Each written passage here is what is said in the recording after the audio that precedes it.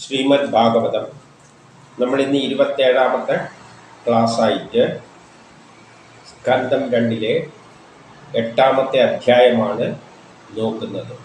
ഇത് ശ്രീ പരീക്ഷിത്തിൻ്റെ ചോദ്യങ്ങളാണ്. പരീക്ഷിത്ത് കുറേ ചോദ്യങ്ങൾ ചോദിക്കുകയാണ്. ഇനി ആ ചോദ്യങ്ങളുടെ ഉത്തരമെല്ലാമാണ് ഇനിയുള്ള ഭാഗങ്ങളിലൂടെയെല്ലാം മായിട്ട് പറയുവാൻ പോകുന്നത്. അപ്പോൾ എന്തെല്ലാമാണ് ചോദ്യങ്ങൾ എന്ന് നമുക്ക് ആദ്യം ഒന്ന് ശ്രദ്ധിക്കാം. ആദ്യം 1-ലും 2-ലുമായിട്ട് പരീക്ഷിത്ത് ശുഗനോട് ചോദിക്കുകയാണ്, ഈ ഭഗവാനെ പോലെ എപ്പോഴും ദർശനമേകുന്ന ഒരു കക്ഷിയാണ് ആര്?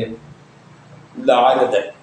നാരദൻ എന്ന് പറഞ്ഞാൽ നമ്മളെ എന്തെങ്കിലും കർമ്മങ്ങളെല്ലാം ചെയ്യുമ്പോൾ നമ്മളെ മനസ്സിൽ വന്നിട്ട് നമ്മളെ പ്രേരിപ്പിക്കുന്ന,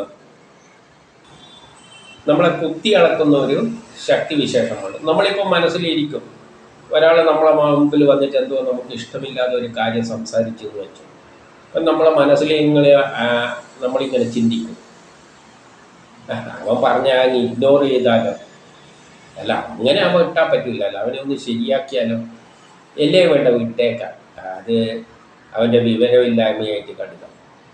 അല്ല അങ്ങനെയെല്ലാം ചിന്തിച്ചുകൊണ്ടിരിക്കുമ്പോൾ പെട്ടെന്ന് നാരദം വന്ന ഒരു കുത്തും. അപ്പം നമ്മൾ പെട്ടെന്ന് എന്നാൽ അങ്ങനെ കിട്ടാൻ പറ്റില്ല, അവനെ എടുത്ത് രണ്ട് കൊടുക്കണം എന്ന് വെച്ചാൽ 2 അടി കൊടുക്കുകയും ചെയ്യും. പിന്നെ വല്ല കേസായി വഴക്കായി. അപ്പം എല്ലാ പ്രശ്നങ്ങളും നമ്മുടെ മനസ്സിൽ പല കാര്യങ്ങൾ വരും. പക്ഷെ എന്താണോ ചെയ്യേണ്ടത് അത് അപ്പോൾ കുത്തിയടക്കി നമ്മളെ കൊണ്ട് ചെയ്യിപ്പിക്കുന്ന പ്രേരക ശക്തിയാണ് ഈ നാരദൻ. അത് ഇലക്ട്രോണിക്സിൽ ഏത് ഉപകരണവും സമയത്തും ഒരു ട്രിഗറിങ് പൾസ് എന്ന് പറയും. അതായത് നമ്മളൊരു മാളിൻ്റെ ഡോറിൻ്റെ അടുത്ത് ചെല്ലുമ്പോൾ പെട്ടെന്ന് തുറക്കുന്നു. അപ്പം നമ്മൾ എത്തേണ്ട സമയത്തുമ്പോൾ ഒരു സിഗ്നല് ആ സെൻസറിന് വന്നിട്ടാണ് അത് മോട്ടോറിനെ എല്ലാം വർക്ക് ചെയ്യിപ്പിച്ചിട്ട് വാതിൽ തുറക്കുന്നത് ആ കൃത്യസമയത്ത്. അത് സയൻസിൽ ഇലക്ട്രോണിക്സിലെല്ലാം വളരെ പ്രധാനമാണ്.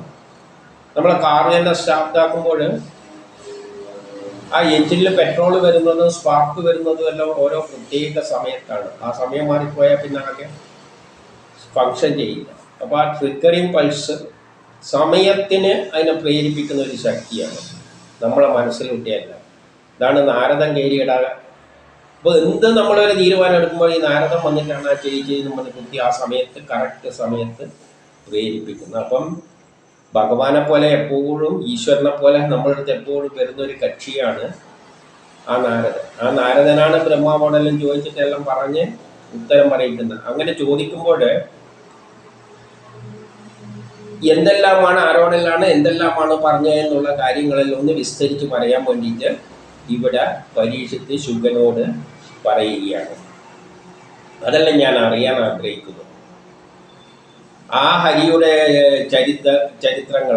ചരിതങ്ങളെല്ലാം ലോകത്തിന് മംഗളകരമായിരിക്കുമല്ലോ, അതുകൊണ്ട് എല്ലാം എനിക്കൊന്ന് വിസ്തരിച്ച് പറഞ്ഞു തരണം.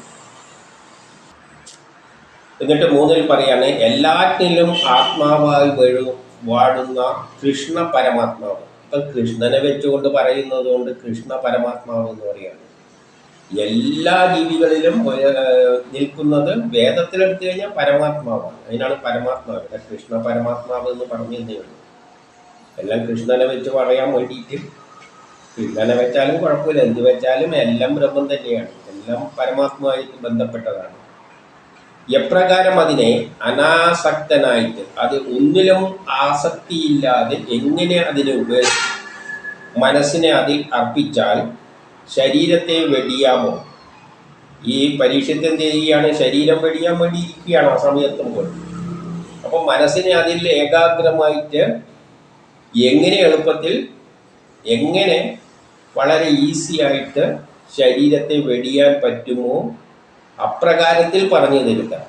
അപ്പോൾ ഇത് കേട്ടുകൊണ്ടിരിക്കുമ്പോൾ മരണസമയത്തും അപ്പോൾ എനിക്ക് ആ കൃഷ്ണനിൽ ലയിച്ചുകൊണ്ട് മരണത്തെ സമീപിക്കാം. ആ തരത്തിൽ പറഞ്ഞു തരാൻ പറയുകയാണ്. എൻ്റെ 4-ൽ പറയാണ്, ശ്രീകൃഷ്ണ ചരിതം നിത്യം കേൾക്കുന്നവൻ്റെയും കീർത്തിക്കുന്നവൻ്റെയും ഹൃദയത്തിൽ ശ്രീകൃഷ്ണൻ വേഗത്തിൽ തന്നെ പ്രവേശിക്കും. അപ്പോൾ എപ്പോഴും കേൾക്കുന്നവരും അതിനെപ്പോഴും കീർത്തിച്ചുകൊണ്ട് നടക്കുന്നവൻ്റെ, അതായത് ആ ശക്തിയെ, ആ ബ്രഹ്മത്തെ, നിർഗുണമായ ബ്രഹ്മത്തെ എപ്പോഴും ചിന്തിച്ചുകൊണ്ടിരിക്കുക എന്നാണ് ഭൗതിക കാര്യത്തിൽ വിരക്തി വന്നവനെ അത് സാധിക്കുകയുള്ളൂ. നമ്മളെ കാര്യത്തിലെല്ലാം നമ്മളെ ചിന്ത നമ്മളെ ബന്ധുക്കളെയും വേണ്ടപ്പെട്ടവരെയും പറ്റിയിട്ടാണ്. അവർക്ക് എന്തെങ്കിലും കിട്ടാൻ വേണ്ടിയിട്ടാണ് നമ്മൾ കൃഷ്ണനെ മനസ്സിൽ വിചാരിക്കുന്നത്. കൃഷ്ണ എനിക്കൊന്ന് അതിനെ സാധിപ്പിക്കുക. നമ്മൾ വിളിക്കുന്ന അതിന് വേണ്ടിയിട്ടാണ്, അല്ലെ കൃഷ്ണനെ ആലോചിച്ചിട്ടല്ല, അല്ലെ ആ നിർഗുണമായി ഈശ്വരനെ ചിന്തിച്ചിട്ടല്ല. നമുക്കെന്തെങ്കിലും ആവശ്യം അന്നേരം മനസ്സിൽ ഒരു കൃഷ്ണനെ ഒന്ന് വിളിച്ചു കഴിഞ്ഞാൽ കൃഷ്ണൻ എല്ലാം കൊടുത്തരുന്നുള്ള ധാരണയിലാണ് വിളിക്കുന്നത്. ഇതല്ല. ഏതൊരാള് ആ ബ്രഹ്മത്തെ പറ്റി തന്നെ ചിന്തിക്കുമ്പോൾ ഭൗതിക ലോകത്ത് നിന്ന് അവൻ വിട്ട് കഴിഞ്ഞു. അവനേ അത് പറ്റുള്ളൂ. അവൻ്റെ ഹൃദയത്തിൽ കൃഷ്ണൻ വേഗത്തിൽ തന്നെ പ്രവേശിക്കും.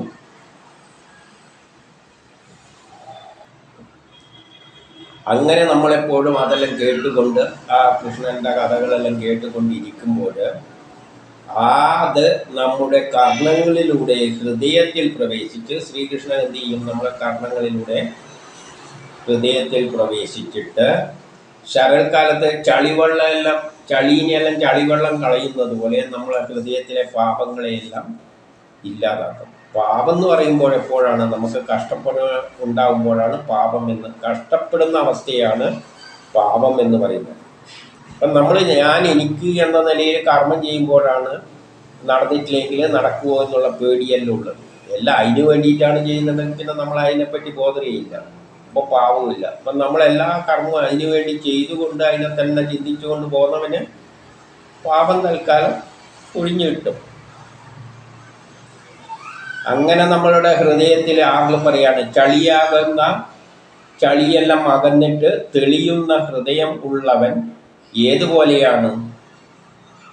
അങ്ങനെ നമ്മളെ ഉള്ളിലുള്ള ചളിയെല്ലാം പോയി പാപമെല്ലാം അകന്നവൻ ഏതുപോലെയാണെന്ന് വെച്ചാൽ, മറുനാട്ടിൽ കുറേ കാലം താമസിച്ചിട്ട് വീട്ടിൽ വരുന്നവര് പിന്നെ വീട്ടിൽ നിന്ന് എന്താവില്ല, പോകാൻ വലിയ താല്പര്യമൊന്നും ഉണ്ടാവില്ല. അതുപോലെ അവൻ്റെ മനസ്സിൽ പിന്നെ എപ്പോഴും അവൻ്റെ മനസ്സ് ശ്രീകൃഷ്ണ പാദത്തിൽ അർപ്പിച്ചുകൊണ്ടേ ഇരിക്കും.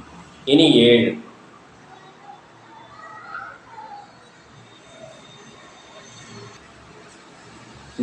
പറയാണ്, പഞ്ചഭൂതങ്ങളോട് യാതൊരു സംബന്ധവുമില്ലാത്ത ഈ ജീവനെ പഞ്ചഭൂതങ്ങളെ കൊണ്ട് നിർമ്മിച്ച ശരീരത്തിൽ ഉണ്ടാകുക എന്നത് യാദൃച്ഛികമോ പല കാരണം കൊണ്ടോ എന്ന് നിന്ദിരുപഴുതി വിവരിച്ചു തരിക. നമ്മളെ ശരീരം പഞ്ചഭൂതങ്ങളെ കൊണ്ടാണ്, കരവസ്തുക്കളെ കൊണ്ടും ദ്രവവസ്തുക്കളെ കൊണ്ടും വായുവെല്ലാം കൂടിയിട്ടാണ്, അഗ്നിയെല്ലാം കൊണ്ട് പഞ്ചഭൂതങ്ങളെ കൊണ്ടാണ് നമ്മളെ ശരീരം നിർമ്മിച്ചത്. ഈ ശരീരത്തെ ഓടിക്കുന്നത് ആ പഞ്ചഭൂതവുമായിട്ട് ഒരു ബന്ധവുമില്ലാത്ത ജീവാത്മാവാണ്. അപ്പോൾ പഞ്ചഭൂതങ്ങളുമായിട്ട് ഒരു ബന്ധവുമില്ലാത്ത ജീവാത്മാവ് പഞ്ചഭൂതങ്ങളെ കൊണ്ട് നിർമ്മിച്ച ശരീരത്തിൽ കയറുമ്പോഴാണ് ജീവൻ ആരംഭിക്കുന്നത്. അത് ഒരു തരത്തിലും അത് ഉൾക്കൊള്ളാൻ പറ്റുന്നില്ല. അതിന് പഞ്ചഭൂതങ്ങളുമായിട്ട് ഒരു ബന്ധവുമില്ല. പക്ഷെ അത് പഞ്ചഭൂതമുള്ള ശരീരത്തിൽ ചേരുമ്പോഴാണ് ജീവൻ വെക്കുന്നത്, പഞ്ചഭൂതത്തിനെ പ്രവർത്തിപ്പിക്കുകയും ചെയ്യുന്നത്. ഒരു ബന്ധമില്ലാന്ന് പറയുമ്പോൾ പിന്നെ എങ്ങനെ അത് പ്രവർത്തിക്കുന്നത്? ഇങ്ങനെയുള്ള കാര്യത്തിൽ വലിയൊരു സംശയങ്ങൾ കിടക്കാണ്. അതെല്ലാം ഒന്ന് ദൂരീകരിച്ച് തരിക എന്ന് പറയുക. ഇനി 8 യാതൊരുവന്റെ ഉദരത്തിൽ നിന്നാണ്, യാതൊരുവന്റെ എന്നാണ് വിഷ്ണുവിന്റെ ഉദരത്തിൽ നിന്നാണ്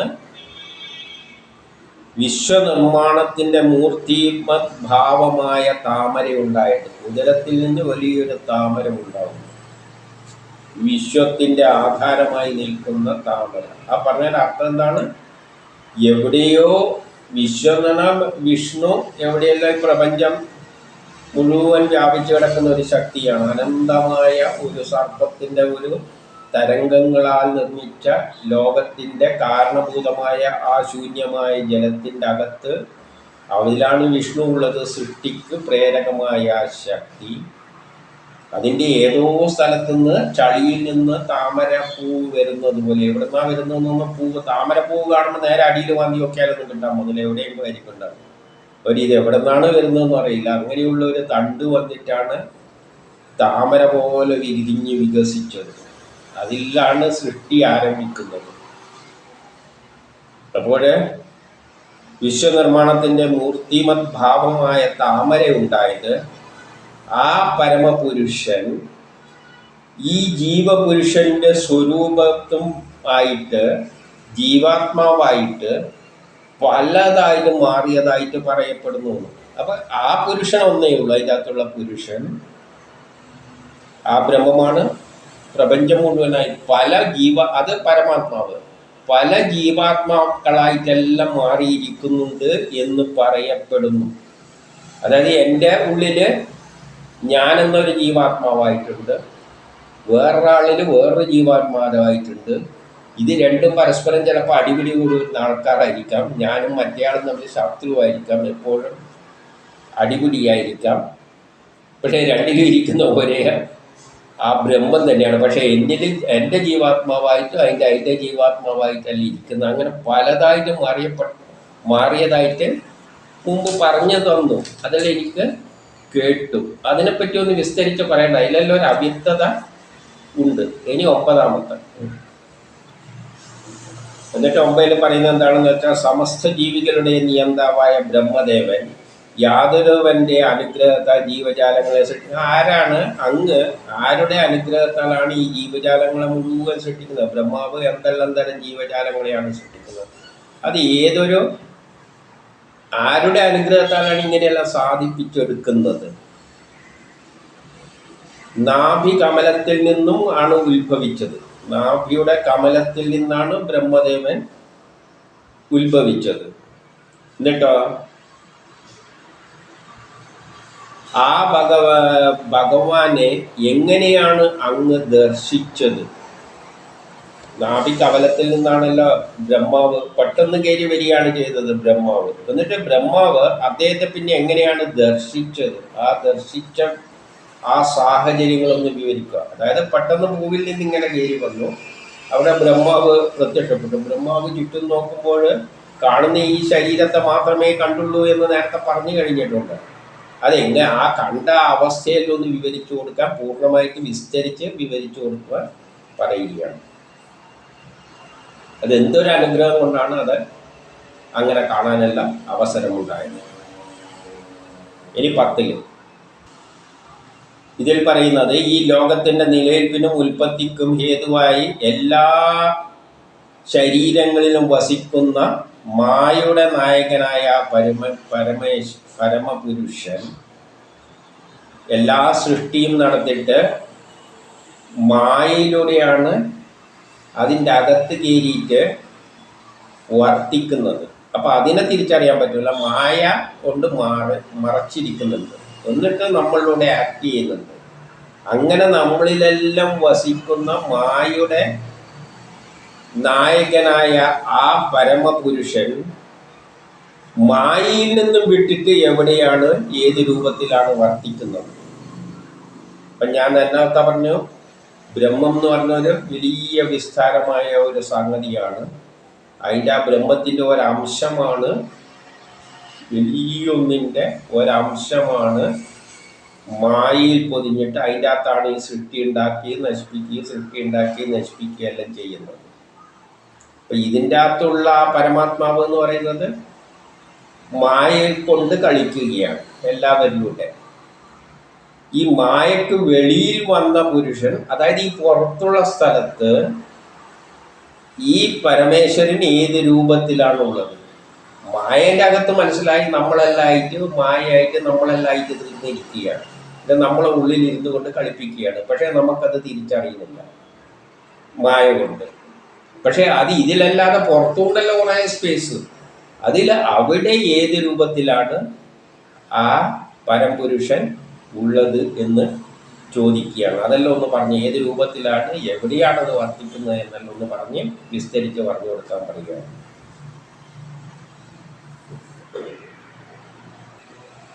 പിന്നെ 11-ൽ പറയുകയാണ്, വിരാട് പുരുഷന്റെ അവയവങ്ങൾ കൊണ്ട്. ആദ്യം ഒരു വിരാട പുരുഷനാണല്ലോ, അതിൻ്റെ ഓരോ അവയവത്തിൽ നിന്നാണല്ലോ ഓരോന്നായിട്ട് പുറത്തേക്ക് വന്നത്. അതിൻ്റെ രോമാണല്ലോ മരമായിട്ട് വന്നത്. അതേപോലെ തന്നെ ലോകപാലകരായ കാര്യങ്ങൾ ദേവന്മാരെല്ലാം ഉണ്ടെങ്കിൽ ആ ലോകപാലകരായ ശക്തികൾ എല്ലാം ദേവന്മാരല്ല, കള്ളും മണ്ണും എല്ലാം ദേവന്മാർ. അതിൽ ലോകത്തെ പാലിക്കുന്ന ശക്തികൾ അതിൽ നിന്നാണ് വന്നത് എന്ന് ആ ശക്തിയുടെ ഈ ലോകത്തെ പരിപാലിക്കേണ്ട ശക്തികളും, അതായത് ബ്രഹ്മ വിഷ്ണു മഹേശ്വരന്മാരെല്ലാം, സൃഷ്ടിക്ക് പിന്നിലുള്ള ശക്തി, സംഹരിക്കുന്നതിൻ്റെ പിന്നിലുള്ള ശക്തി, നാരദൻ എന്ന ശക്തി, ഇതെല്ലാം ഈ പുരുഷന്റെ അവയവങ്ങളാണെന്ന് കേൾക്കേണ്ട ഇതെല്ലാം പറഞ്ഞു തന്നിട്ടുണ്ട്. അപ്പം അതിലെല്ലാം കുറേ ആശയക്കുഴപ്പങ്ങൾ ഉണ്ട്. പിന്നെയോ 12 പറയാണ് മഹാപ്രളയവും അവാന്തര പ്രളയമുണ്ട് എന്ന് പറഞ്ഞു. അപ്പം ഇതെല്ലാം ഒരു കാലത്ത് പ്രളയത്തിലൂടെ നശിച്ചു പോകുന്നു എന്നും പറഞ്ഞു വെച്ചിട്ടുണ്ട്. അപ്പം പ്രളയങ്ങൾ പലതരത്തിലുണ്ട് എന്നും കേട്ടു. അതായത് വലിയ പ്രളയമുണ്ട്, മഹാപ്രളയമുണ്ട്. ഇതെല്ലാത്തെ പറ്റിയെല്ലാം പറഞ്ഞു തന്നു. ആ പ്രളയങ്ങളെല്ലാം ഏതെല്ലാം തരത്തിലാണ് എന്ന് പറഞ്ഞ്, ചെറിയ പ്രളയം എന്താണ്, വലിയ പ്രളയം എന്താണ്, ഇതെല്ലാം പറ്റിയെല്ലാം ഒന്ന് അറിയണമെന്നുണ്ട്. ഭൂതം വർത്തമാനം ഭാവി അടങ്ങിയ കാലവും, ഈ കാലം എന്ന് പറയുന്ന സംഗതി എന്താണ്, ഭൂതം ഭാവി വർത്തമാനം എല്ലാം ഉണ്ടല്ലോ, കഴിഞ്ഞ കാലം വരാ, ഇതെല്ലാം ഇതിനെപ്പറ്റി അത് കാലവുമായിട്ട് ബന്ധപ്പെട്ട കാര്യങ്ങൾ, ഈ പ്രളയം നടക്കുന്നതിൻ്റെ കാലങ്ങൾ, ഇതെല്ലാം കാലവുമായിട്ട് ബന്ധപ്പെട്ടാണ്. ഇത്ര സമയം കഴിയുമ്പം പ്രളയം നടക്കും, ചെറിയ പ്രളയം നടക്കും, ഇത്ര കാലം കഴിയുമ്പം വലിയ പ്രളയം നടക്കും. ഇത്തരം കാര്യങ്ങളെല്ലാം ഒന്ന് വിവരിച്ച് തരണം. പിന്നെയോ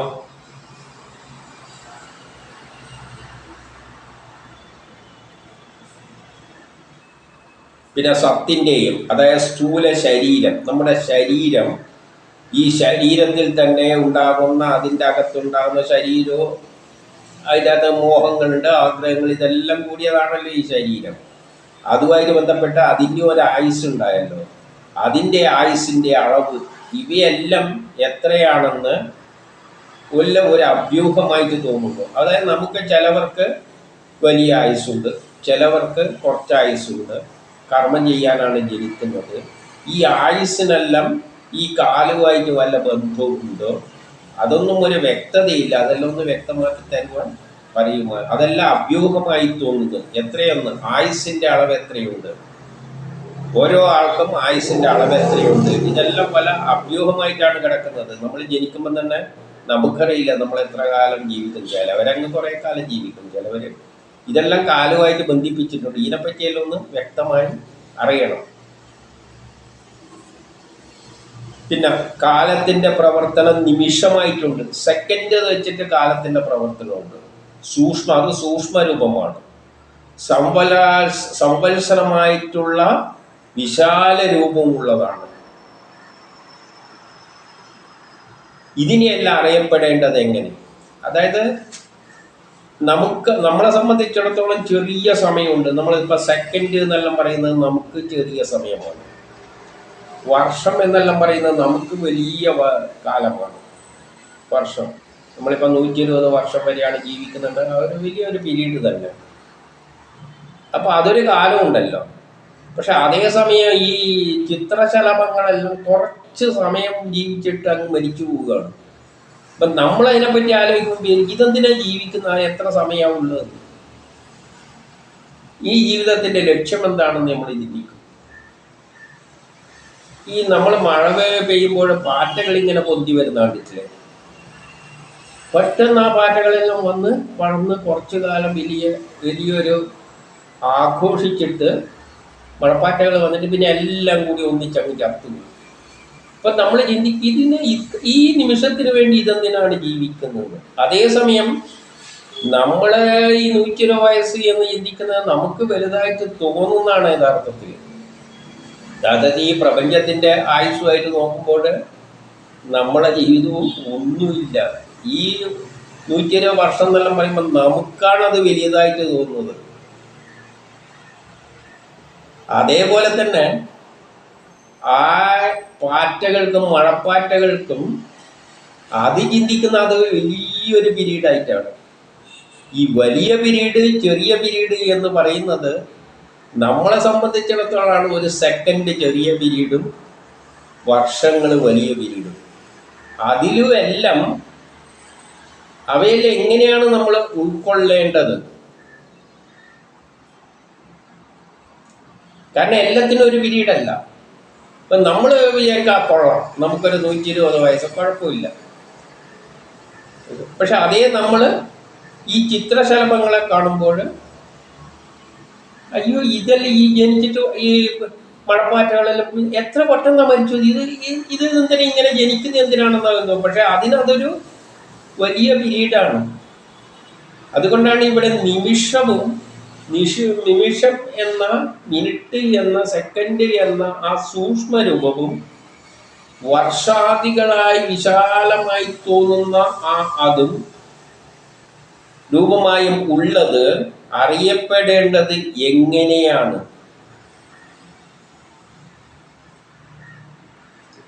അതെല്ലാം നമ്മൾ കുറച്ച് ഇരുന്ന് ചിന്തിച്ചാലേ അതിൻ്റെ ചോദ്യത്തിൻ്റെ അർത്ഥം പിടികിട്ടുകയുള്ളൂ. എന്നിട്ട് പറയാണ് കർമ്മം കൊണ്ടുള്ള പ്രാപ്യ സ്ഥാനങ്ങളെ എത്രയാണ്, അവ എങ്ങനെയാണ് ഉള്ളത്. അതായത് നമ്മൾ ജനിക്കുന്നത് എന്തിനു വേണ്ടിയാണ്? ഒരു കർമ്മം ചെയ്യാൻ വേണ്ടിയാണ്. അപ്പം ആ കർമ്മം എന്നെ കൊണ്ട് ചെയ്യിപ്പിക്കേണ്ട കർമ്മത്തിനുള്ള ആയുസ്സാണ് ഇതിന് തന്നിരിക്കുന്നത്. അതാണ് നമ്മളെ സംബന്ധിച്ചിടത്തോളം ആയുസ്. എന്നാൽ ഒരു മണപ്പാറ്റി ഉണ്ടല്ലോ, ആ മണപ്പാറ്റക്ക് ഒരു ചെറിയ കർമ്മമുണ്ട്. അത് അത്രയൊന്നും കർമ്മം, അതാണ് അതിൻ്റെ ആയുസ്. അതുമായിട്ട് ബന്ധപ്പെട്ടതാണ് ആയുസ്. അപ്പോൾ ഓരോ ആളും ചെയ്യേണ്ട കർമ്മമനുസരിച്ചാണ് അവൻ്റെ ആയുസ് ബന്ധിപ്പിച്ചിരിക്കുന്നത്. ചോദ്യത്തിൽ തന്നെ ആ ഉത്തരം കിടക്കുകയാണ്. അദ്ദേഹം ചോദിച്ചാൽ തന്നെ ആ ഉത്തരവുണ്ട്. നമുക്കൊരു ദോശ ഉണ്ടാക്കാൻ ഒരു സമയം വേണം, അതാണ് ദോശയുടെ ആയുസ്. എന്നാൽ ഒരു വീടുണ്ടാക്കാൻ എത്ര സമയം വേണം? ആ സമയം മതി, പോരാ. അപ്പം വീടിൻ്റെതായ ഒരായുസ് വേണം, എങ്കിലല്ലേ വീടുണ്ടാക്കാൻ പറ്റും. അപ്പം നമ്മുടെ കർമ്മം അനുസരിച്ചാണ് നമ്മൾ ആയുസ് കൊടുത്തിരിക്കുന്നത്. അപ്പം ആയുസ്, ഈ ദൈർഘ്യം എന്നതിൻ്റെ അർത്ഥം എന്താണെന്ന് ചോദിച്ചിട്ട് ആ ചോദ്യത്തിൽ തന്നെ ഉത്തരവ് ഏകദേശം വന്നിട്ടുണ്ട്. പക്ഷെ ചോദിക്കുകയാണ് കർമ്മം കൊണ്ടുള്ള പ്രാപ്യസ്ഥാനങ്ങൾ എങ്ങനെയാണ്, എത്രയാണ് എന്നല്ല. കർമ്മം കൊണ്ടാണ് ഇതെല്ലാം നേടേണ്ടത്. അതിനുള്ള സമയമായിട്ട് ബന്ധിപ്പിച്ചിട്ടുള്ള ഒന്ന് വിസ്തരിച്ച് അത് സമയവുമായിട്ട് ബന്ധിപ്പിച്ചിട്ട് ഒന്ന് പറഞ്ഞു തരിക.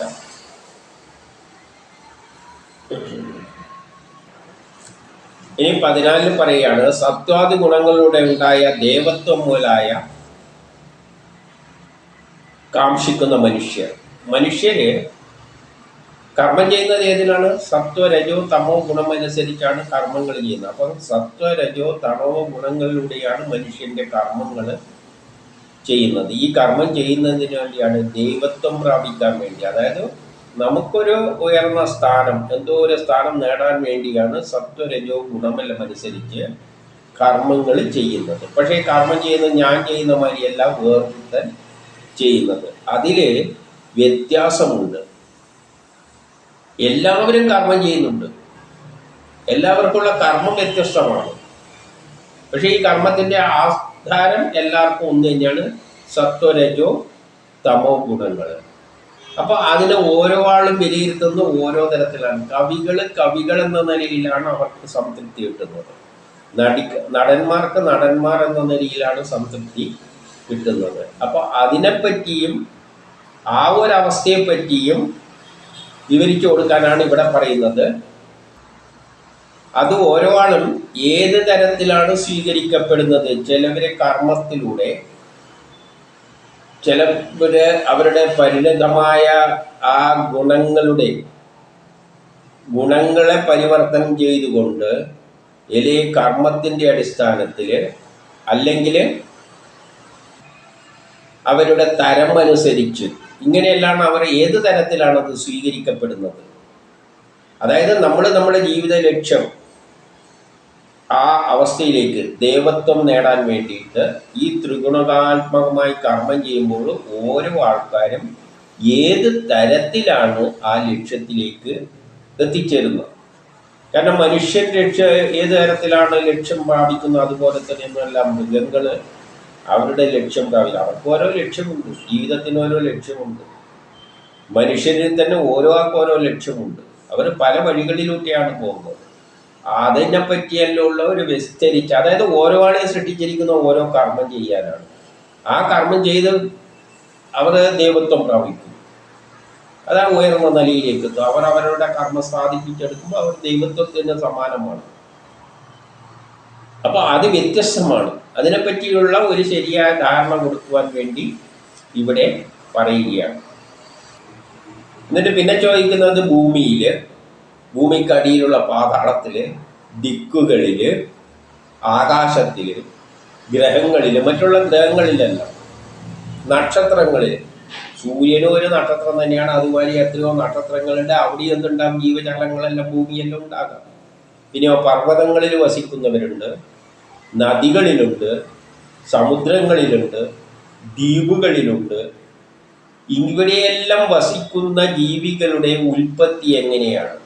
അതായത് ഭൂമിക്ക് മുകളിലുള്ള ജീവജാലങ്ങൾ എങ്ങനെയുണ്ടായി, ഭൂമിക്ക് അടിയിലുള്ള ജീവജാലങ്ങൾ എങ്ങനെയുണ്ടായി, പർവ്വതങ്ങളിലുള്ളത് എങ്ങനെയുണ്ടായി, സമുദ്രത്തിലുള്ള എങ്ങനെയുണ്ടായി, ദ്വീപുകളിലുള്ള ജീവജാലങ്ങൾ എങ്ങനെയുണ്ടായി, അങ്ങ് നക്ഷത്രത്തിൽ, ഗ്രഹങ്ങളിൽ, ആകാശത്തിൽ, ഇതിലെല്ലാം ഉണ്ടാകുന്ന ജീവജാലങ്ങളെല്ലാം എങ്ങനെയാണ് ഉണ്ടായി എന്നെല്ലാം പറഞ്ഞ് അവയുടെ ഉൽപ്പത്തിയെ പറ്റി, അതായത് പ്രപഞ്ചം സൃഷ്ടിക്കുമ്പോൾ പലയിടത്താണ് സൃഷ്ടിച്ചിരിക്കുന്നത്, അതിനെപ്പറ്റി എല്ലാം പറഞ്ഞു കൊടുക്കാൻ.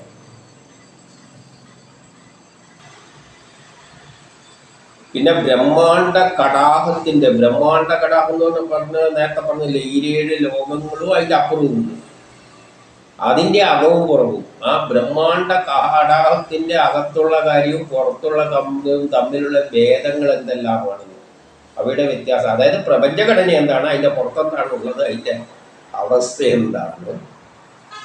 പിന്നെ പരിണാമത്തെപ്പറ്റി, ഓരോന്നും പരിണാമം സംഭവിച്ചുകൊണ്ട് പോവുകയാണല്ലോ. പരിണാമ സിദ്ധാന്തത്തെ പറ്റി എല്ലാം തന്നെ പറഞ്ഞു കൊടുക്കാനാണ് പറഞ്ഞത്. മഹാത്മാക്കൾ, അതുമായിട്ട് ബന്ധപ്പെട്ട മഹാത്മാക്കളുടെ ജീവിത കഥകളും, പിന്നെയോ വർണ്ണാശ്രമ ധർമ്മങ്ങളെപ്പറ്റിയും അവയുടെ സ്വഭാവങ്ങളെ പറ്റി എല്ലാം ഒന്ന് വിവരിച്ചു തരണമെന്ന് പറയുകയാണ്. ഒന്നും വിടുന്നില്ല.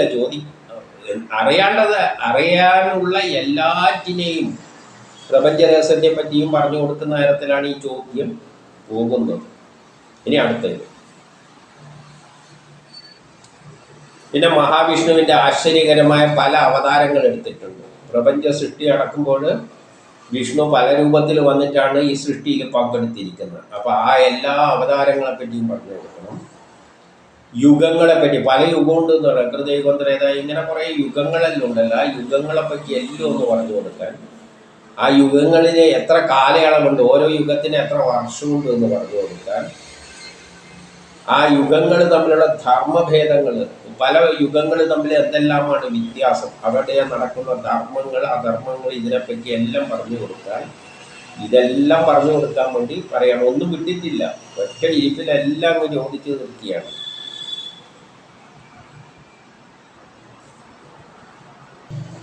പിന്നെ 18 മനുഷ്യർക്ക് പൊതുവായിട്ടും വിശേഷിച്ചും വല്ല വിധികൾ, നടപടിക്രമങ്ങൾ, വിധിയാലുള്ള നടപടിക്രമങ്ങളുണ്ട്. അതായത് മനുഷ്യർ ജീവിക്കുന്നതിനുള്ള പല നടപടിക്രമങ്ങൾ. സാധാരണ നിലയിൽ മനുഷ്യരെങ്ങനെ ജീവിച്ചു പോകുന്നത്, ഇനി വിശേഷിച്ച് പ്രത്യേകിച്ച് വല്ലതുമുണ്ടോ ആ ജീവിത രീതിയിൽ, ചിലർക്കെങ്കിലും പ്രത്യേകിച്ച് വിശേഷിച്ച്. ഉദാഹരണമായിട്ട് ബ്രഹ്മസാക്ഷാത്കാരത്തിന് പോകുന്നവർ ഒരു തരത്തിൽ ജീവിക്കണം, മറ്റുള്ളവർ വേറൊരു തരത്തിൽ ജീവിക്കണം. ഇങ്ങനെയെല്ലാമുള്ള വിശേഷ വിധികളെല്ലാം ഉണ്ടല്ലോ, അതിനെപ്പറ്റി. പിന്നെ തൊഴിലാളികളെ പറ്റിയും നാടുവാഴികളെ പറ്റിയും, കഷ്ടതയിൽ ഉഴലുന്ന അവസരത്തിൽ മനുഷ്യരെങ്ങനെ പെരുമാറണം എന്നീ കാര്യങ്ങളെല്ലാം പറഞ്ഞ് കൊടുക്കുവാൻ.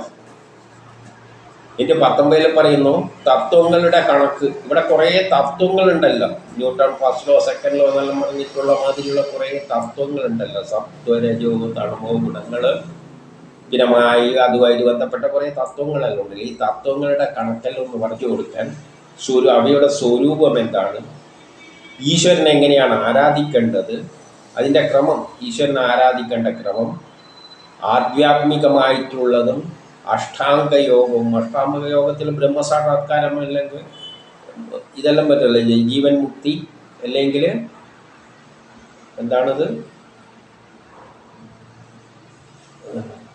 സമാധി അടിയുന്നതിനെ പറ്റിയല്ല. ഇതുമെല്ലാം അതെല്ലാം അനുഷ്ഠിക്കേണ്ട ക്രമമെല്ലാം ഒന്ന് വിസ്തരിച്ച് പറഞ്ഞു കൊടുക്കുക. ഇനി 20 യോഗേശ്വരന്മാർക്കുണ്ടാകുന്ന അഭിഷ്ടസിദ്ധി, അഷ്ടൈശ്വര്യ സിദ്ധി. ഇപ്പം യോഗയിലൂടെ നമ്മൾ പടിപടിയായിട്ടാണ് നമ്മളെ കഴിവുകളെ വളർത്തി കൊണ്ടുപോകേണ്ടത്. ഈ കുറേ ചക്രങ്ങളുണ്ടല്ലോ, ഈ ചക്രങ്ങളിലൂടെ നമ്മൾ ഓരോന്നിനും ന്യൂട്രലൈസ് ചെയ്ത് അവസാനം കംപ്ലീറ്റ് വിരക്തി ഉണ്ടാക്കുമ്പോൾ ഈ കുണ്ടലിയിൽ നിന്ന് ഓരോ ചക്രത്തിലൂടെ ഉയർത്തി അങ്ങോട്ട് എത്തുമ്പോൾ എന്തെല്ലാം സിദ്ധികളാണ്. സിദ്ധികൾ ഉണ്ടാകുക എന്ന് പറഞ്ഞാൽ കാമത്തെ നിയന്ത്രിക്കാൻ പറ്റും, ദേഷ്യത്തെ നിയന്ത്രിക്കാൻ പറ്റും, ഇങ്ങനെ പല സിദ്ധികളും കിട്ടും. പിന്നെ നമുക്ക് ദുഃഖം ഉണ്ടാവില്ല, ഇതുണ്ടാവില്ല, എല്ലാം മനസ്സ് കാമാവും. ഓരോ സ്റ്റേജ് കഴിയുമ്പോൾ അതിനെപ്പറ്റിയെല്ലാം അതിലൂടെ അവരുടെ സൽഗതിയും എങ്ങനെയാണത് മുന്നോട്ടേക്ക് പോകേണ്ടത് എന്നുള്ള യോഗിമാരുടെ ലിംഗശരീര ദാനവും. ശരീരം എങ്ങനെയാണ് ദാനം ചെയ്യുന്നത്? ലിംഗശരീരം എന്ത് ചെയ്യണം? ഉപേക്ഷിക്കുകയാണ്. നമ്മുടെ ബ്രഹ്മസാക്ഷാത്കാരം നടക്കുമ്പോൾ പിന്നെ ഇതെല്ലാം കളയലാണ്. പിന്നെ നമുക്കിത് വേണ്ട, ഇതെല്ലാം വെറും വേസ്റ്റ്. വേദ, ഉപനിഷത്ത്, പിന്നെ ഇതിഹാസ പുരാണങ്ങൾ, പിന്നെ ഇവയുടെയെല്ലാം സ്വരൂപം ഒന്ന് വിവരിക്കുക. അതായത് വേദങ്ങളെ പറ്റിയല്ല, എന്തെല്ലാം വേദം എന്താണ്, ഉപനിഷത്താണ്, പുരാണങ്ങൾ എന്താണ്, ഇതിനെപ്പറ്റിയെല്ലാം നല്ലൊരു വിവരണം കൊടുക്കാൻ പറ്റി. ഇനി 21 എന്ത് പറയുന്നു? സമസ്ത ജീവികൾക്കും അവാന്തര പ്രളയം, സുസ്ഥിതി, മഹാപ്രളയം എങ്ങനെ ഉണ്ടാകുന്നു? പല കാലഘട്ടത്തിലായിട്ട് ആണ് പ്രളയങ്ങൾ ഉണ്ടാകുന്നത്. ആ പ്രളയങ്ങളെപ്പറ്റി ആ കാലത്തിലെ ജീവജാലങ്ങളുടെ അവസ്ഥ, അതെല്ലാം അതിൻ്റെ ഇടയ്ക്കുള്ള അവാന്തര പ്രളയങ്ങൾ, ഇതിനെപ്പറ്റിയുള്ള അപ്പോഴുള്ള സുസ്ഥിതി. അതായത് പ്രളയം നടക്കുമ്പോൾ മനുഷ്യരെന്താ ചെയ്യുക? രക്ഷപ്പെടണമല്ലോ. കുറച്ച് പേര് രക്ഷപ്പെടണം, കുറച്ച് പേര് നശിച്ചു പോകും. യാദവരെല്ലാം കുറേ എണ്ണമെല്ലാം തമ്മിൽ തല്ലിയിട്ട് മരിച്ചല്ലോ, ചിലവർ രക്ഷപ്പെട്ടിട്ടുണ്ട്. അങ്ങനെ മഹാപ്രളയം കഴിയുമ്പോൾ പിന്നെ ആർക്കും രക്ഷപ്പെടാൻ പറ്റില്ല. അപ്പം അവാന്തര പ്രളയങ്ങളിലുള്ള ജനങ്ങളുടെ സ്വസ്ഥിതി എങ്ങനെയാണ് അവർ രക്ഷപ്പെടുന്നത്, ആർക്കെന്ത് സംഭവിക്കും? അല്ല, നല്ല ആൾക്കാർ രക്ഷപ്പെടും, അല്ലാതെ അവർ വെള്ളം കുടിച്ച് മരിക്കും, തമ്മിൽ തല്ലി മരിക്കും. എന്നാൽ പിന്നെ മഹാപ്രളയം കഴിയുമ്പോൾ അതൊന്നും നടക്കില്ല. എല്ലാத்தைയും വലിച്ചു കൊണ്ടിട്ട് ബ്രഹ്മാവിനെയും വിഷ്ണുവിനെയും എല്ലാം വലിച്ചു കൊണ്ടിട്ട് അവിടെ ബ്രഹ്മത്തിൽ കൊണ്ട് ലയിപ്പിക്കുകയാണ്. അപ്പോൾ ആ അവസ്ഥകളെ പറ്റിയെല്ലാം, പ്രളയത്തിൻ്റെ ആ അവസ്ഥകളെല്ലാം എങ്ങനെ ഉണ്ടാകുന്നു എന്നെല്ലാം വിവരിച്ച് പറഞ്ഞു കൊടുക്കുക. പിന്നെ വൈദികം, അഗ്നിഹോത്രം, ധർമ്മ കാമങ്ങളുടെ അനുഷ്ഠാനം എന്നിവയെ പറ്റിയെല്ലാം വിവരിച്ച് കൊടുക്കുക. ഇനി 25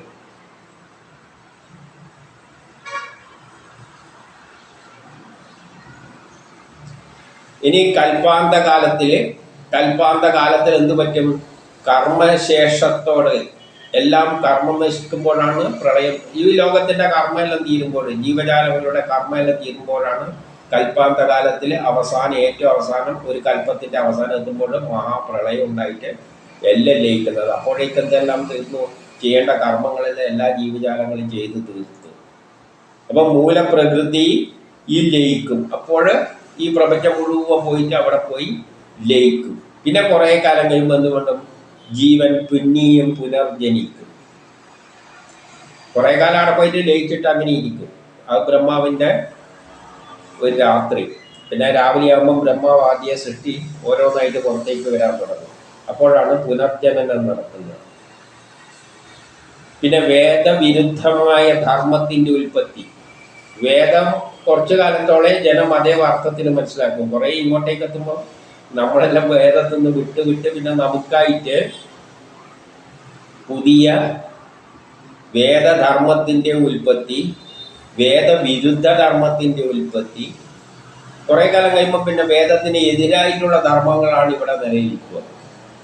അപ്പം ഇന്ന് ലോകത്തിലുള്ളത് നമ്മൾ കണ്ടുകൊണ്ടിരിക്കില്ല. ഈ വേദത്തെ പറയുന്ന കാര്യമൊന്നുമല്ല നമ്മൾ പുറത്ത് കേൾക്കുന്നത്. ആത്മീയ പ്രഭാഷണത്തിൽ രാധേ രാധേ എന്നും പറഞ്ഞുകൊണ്ടാണ് ഏത് ആത്മീയ പ്രഭാഷണം നടത്തിക്കഴിഞ്ഞാൽ അവർ ആദ്യം രാധേ രാധേ എന്നും പറഞ്ഞുകൊണ്ടാണ് തുടങ്ങുന്നത്. അവരെ കണ്ണിൽ വേദത്തിൽ ഈ ഭാഗവതത്തിൽ എന്തേ ഉള്ളൂ? രാധയും കൃഷ്ണനും അല്ലേ ഉള്ളു, വേറെ ഒന്നും ഇല്ല. വെറും കൃഷ്ണൻ, കൃഷ്ണലീല ഇങ്ങനെയൊന്നും പറഞ്ഞ ലീല എന്ന് പറഞ്ഞാൽ ഇതെല്ലാം ലീല തന്നെയാണ്. ഈ ലീലയൊന്നും വരില്ല. ആ ലീല എന്ന് പറഞ്ഞാൽ വേറൊരു തരം ലീലയാണ്. അത് അവർ സാധാരണ മനുഷ്യരുമായിട്ട് ബന്ധപ്പെട്ട ലീലയിലാണ് കയറി പിടിച്ചിരിക്കുക. എന്നിട്ട് എല്ലാതാക്കി വൃത്തിയും ചെയ്യും. അതാണ് വേദവിരുദ്ധ ധർമ്മത്തിൻ്റെ ഉൽപ്പത്തി. അതെങ്ങനെയാണ് ഉണ്ടാകുന്നത്, സംഭവിക്കുന്നത്? ജീവന്റെ ബന്ധം മോചനം, ജീവന ബന്ധനത്തിലൂടെയാണ്. നമ്മളെല്ലാം ജീവൻ ബന്ധനങ്ങളുമായിട്ട് ബന്ധപ്പെട്ട അതിൽ നിന്ന് മോചനം ലഭിച്ചാൽ മാത്രമേ ബ്രഹ്മസാക്ഷാത്കാരം കിട്ടുകയുള്ളൂ. അവയെപ്പറ്റി എല്ലാം വിസ്തരിച്ച് പറഞ്ഞു കൊടുക്കുവാൻ പറയുകയാണ്. ഇനി 23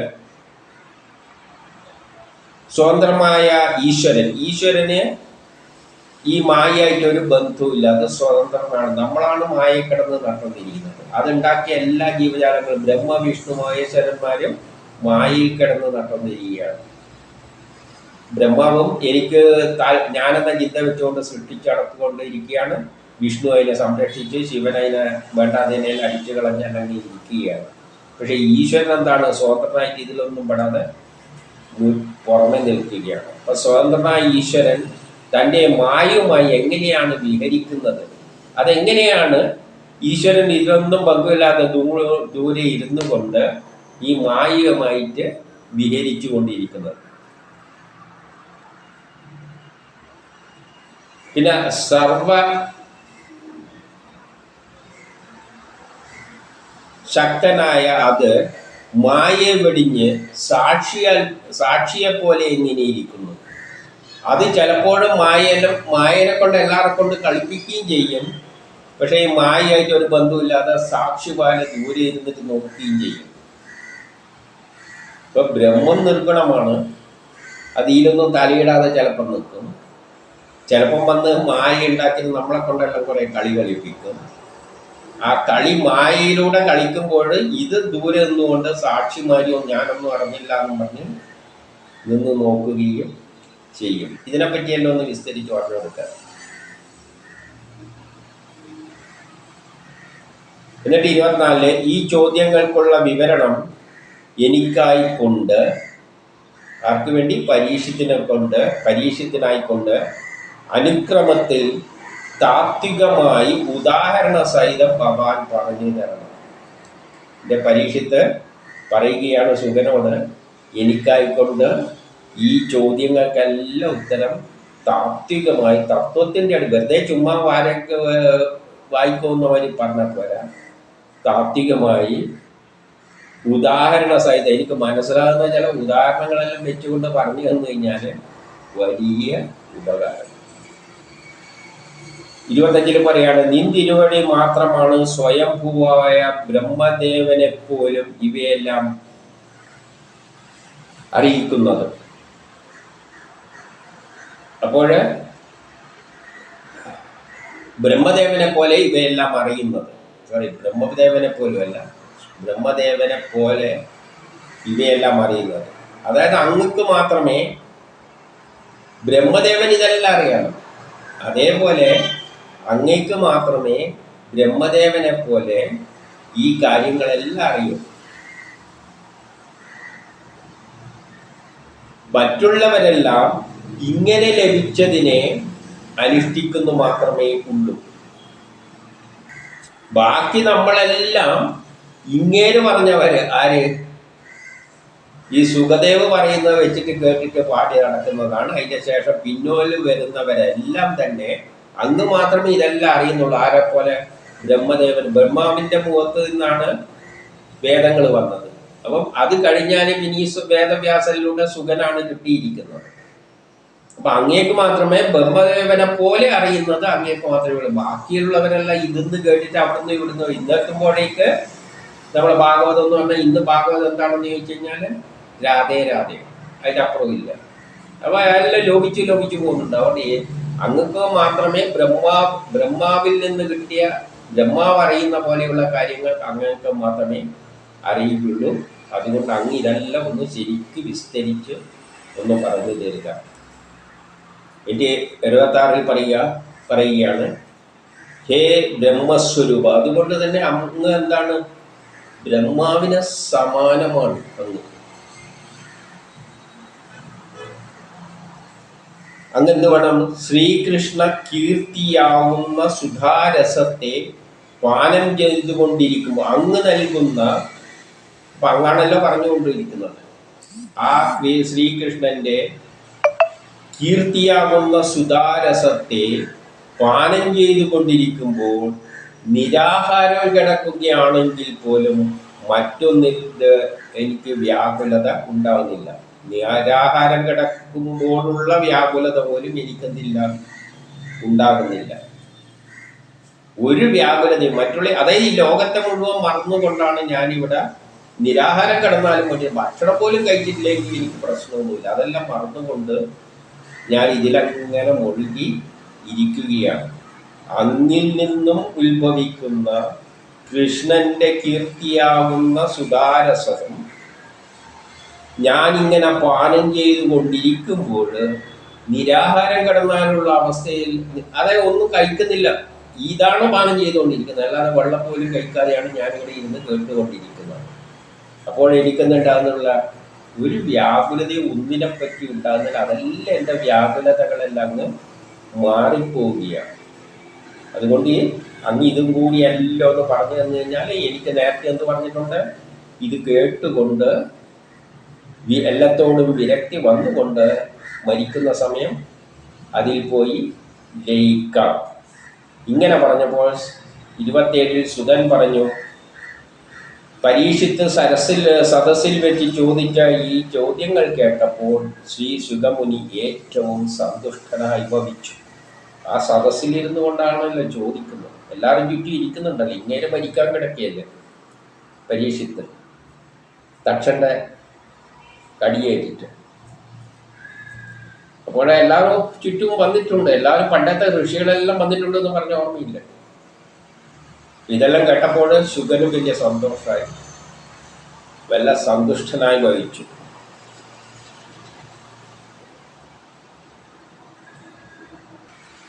അപ്പോൾ അദ്ദേഹം പറയുകയാണ്, ബ്രഹ്മകൽപ്പം ആരംഭിച്ച സമയത്ത്, അതായത് ബ്രഹ്മ സൃഷ്ടി ആരംഭിക്കുന്ന സമയത്താണ്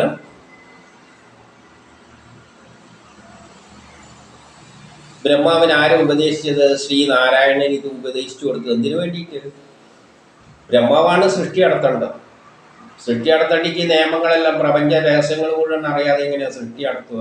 സാമ്പാർ ഉണ്ടാക്കേണ്ടിട്ട് സാമ്പാറിൻ്റെ എല്ലാ സാധനങ്ങളെ പറ്റി അറിയണം, അടുപ്പിനെ പറ്റിയും എല്ലാം അറിയണം. ഉപയോഗിക്കേണ്ട സാധനങ്ങൾ, അടുപ്പിനെ പറ്റി, പാത്രത്തെ പറ്റി, അതുമായിട്ട് ബന്ധപ്പെട്ട എല്ലാം വേണ്ടേ? അപ്പോൾ അതേമാതിരി ബ്രഹ്മമാണ് ഈ പ്രപഞ്ചം മുഴുവൻ സൃഷ്ടിക്കുന്നത്. അപ്പം പ്രപഞ്ചത്തിലെ എല്ലാ രഹസ്യം ആർക്കറിയണം?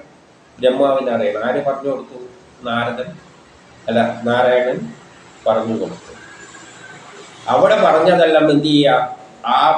അതാണ് മഹാഭാഗവതമായിട്ട് മാറിയിരിക്കുന്നത്. അത് ഞാൻ നിങ്ങൾക്ക് വിസ്തരിച്ച് പറഞ്ഞു തരാം എന്ന് പറയുകയാണ്. എന്നിട്ട് 29 അങ്ങനെ 29 പറയുകയാണ്, പാണ്ഡുവംശത്തിൽ ജനിച്ച ശ്രേഷ്ഠനായ ഈ പരീക്ഷിത്ത് യാതൊന്ന് ആവശ്യപ്പെട്ടുവോ, ക്രമത്തിൽ പറയാൻ ആവശ്യപ്പെട്ടുവോ, അതെല്ലാം മുഴുവനായി പറയുവാൻ സുഖദേവ് ആരംഭിച്ചു. അപ്പം ഇതാണ് ഇനിയുള്ള ഭാഗവതത്തിലൂടെ എല്ലാം പറയുന്നത്. എന്തെല്ലാം ചോദിക്കുന്നുണ്ടെങ്കിൽ അത് ചോദിക്കാതെ ഈ പ്രപഞ്ചത്തിലുള്ള ഒരു കാര്യം കിട്ടിയിട്ടില്ല. ഇതാണ് ഇനി ഭാഗവതത്തിലുള്ളത്.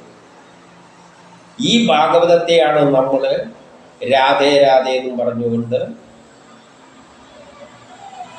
ഒരു കൊച്ചു കഥയിലേക്ക്, കൃഷ്ണന്റെ ഒരു കൊച്ചു കഥയിലേക്ക് എഴുതി ചേർക്കുന്നത്. നമ്മളൊന്ന് ചിന്തിച്ചു നോക്കിയേ. ഇതെല്ലാം ഭാഗവതത്തിലേക്ക് വിസ്തരിച്ച് പറയാൻ പോവുകയാണ്. പക്ഷെ ഇതെല്ലാം ഈ ഭാഗവത സപ്താഹ യജ്ഞതെല്ലാം പറഞ്ഞിട്ട് ലോകത്തങ്ങോളം ഇങ്ങോളൊന്നും പറയാം. കാരണം ഈ യൂട്യൂബിലൂടെ ലോകം അങ്ങോളം ഇങ്ങോളം യൂട്യൂബ് തുറന്നാൽ മതി. ഭാഗവത സപ്താഹ യജ്ഞങ്ങളാണ്. അതിലെല്ലാം കയറിച്ചെന്ന് കഴിഞ്ഞാൽ രാധേ രാധേ, രാധേനാണ്, രാധേ രാധേ.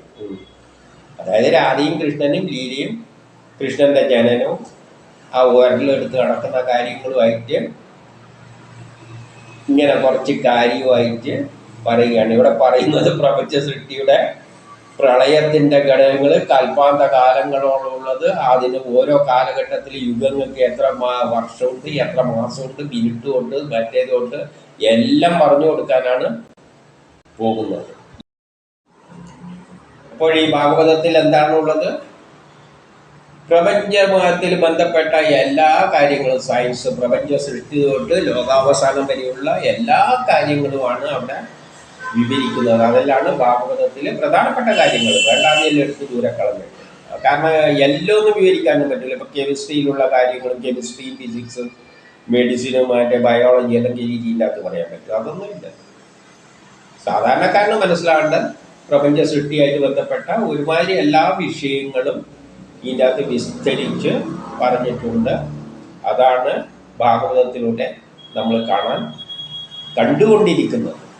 അപ്പം ഇനി അടുത്ത ചാപ്റ്ററിലൂടെ നമുക്കിതെല്ലാം കാണാം. അപ്പം നമ്മൾ ഈ ഭാഗവതം എന്ന് പറയുമ്പോൾ വെറും ഒരു കൃഷ്ണൻ്റെ കഥയും പറഞ്ഞുകൊണ്ടിരിക്കേണ്ട ഒരു വിഷയം അല്ല. നമ്മൾ അങ്ങനെയാണ് ധരിച്ചു വെച്ചിരിക്കുന്നത്. ആ ധാരണ മാറ്റണം. ഇതിലില്ലാത്ത പല കാര്യങ്ങളുണ്ട്. ഇതെല്ലാമാണ് നമ്മുടെ ജനങ്ങൾക്ക് ഓരോന്നായിട്ട്. ഇപ്പോൾ ഭാഗവത സപ്താഹയജ്ഞം എന്ന് പറയുമ്പോൾ ഓരോ ആളും ഓരോ വിഷയം എടുത്തിട്ട് പറയണം. അങ്ങനെ പലവർ പറയുമ്പോൾ കേൾക്കേണ്ടവർക്ക് ഇതെല്ലാം കേട്ട് കഴിഞ്ഞാൽ ഭാഗവതം കേൾക്കുന്ന ഒരവസ്ഥ. അതായത് പ്രപഞ്ച രഹസ്യം മുഴുവൻ, പ്രധാനപ്പെട്ട പ്രപഞ്ചത്തിൻ്റെ പിന്നിലുള്ള രഹസ്യങ്ങളെല്ലാം അറിയാൻ പറ്റും.